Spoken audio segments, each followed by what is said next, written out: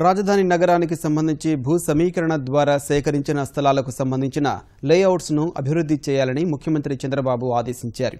సచివాలయంలో సిఆర్డీఏపై ముఖ్యమంత్రి ఉన్నతస్థాయి సమీక్ష నిర్వహించారు. రాజధాని ప్రాంత అభివృద్ధికి బాండ్ల జారీ వంటి ఇతర ఆదాయ మార్గాల్లో నిధుల సేకరణకు సమాయత్తం కావాలని సూచించారు.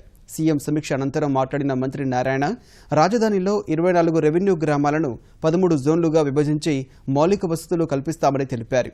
మొదటి 3 జోన్లలోని గ్రామాల్లో 2,942 కోట్లతో మౌలిక సదుపాయాలు కల్పించేందుకు సిఆర్డీఏ ఆమోదం తెలిపిందన్నారు.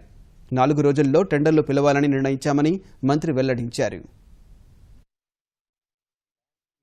ఏదైతే లాటరీ వేసి ప్లాట్లు రైతులకు ఇచ్చామో దాంట్లో ఇన్ఫ్రాస్ట్రక్చర్ అంటే రోడ్డు కానీ, సివరేజ్ కానీ, స్టామ్ వాటర్ కానీ, డ్రింకింగ్ వాటర్ కానీ, ఎలక్ట్రిసిటీ లైన్స్, కేబుల్ లైన్స్ అవి ఎప్పుడెప్పుడు ఎదురు చూస్తున్న దానికి సంబంధించి ఈరోజు సిఆర్డీ అథారిటీ మీటింగ్లో డిస్కస్ చేయడం జరిగింది. దాని మీద ఈరోజు సీఎం గారు ఒక క్లారిటీ ఇచ్చారు. మొత్తం మనకు సిఆర్డీఏలో మొత్తం 13 జోన్స్ ఉంటాయి. టోటల్గా 13 జోన్స్ సిఆర్డీఏ. దాంట్లో దాన్ని కాంటూర్ హైట్స్ని బట్టి, కెనాల్స్ని బట్టి 13 జోన్స్గా డివైడ్ చేశారు. ఈ 13 జోన్స్లో అంటే మొత్తం 29 విలేజెస్, 24 రెవెన్యూ విలేజెస్ అవి. వాటిని 13 జోన్స్గా చేశారు.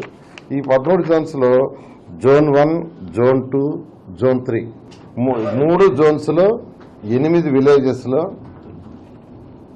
యొక్క రోడ్లు వేయడానికి కానీ, వాటర్ సప్లైకి కానీ, సివరేజ్కి కానీ, స్టామ్ వాటర్కి కానీ వీటికన్నిటికీ అయ్యే కాస్ట్ తీసుకుంటే మొత్తం 2,982 కోట్లు. ఓవరాల్గా చేస్తే ఆ రోడ్డు నెట్వర్క్ సిస్టము ఇలా ఉంటుంది.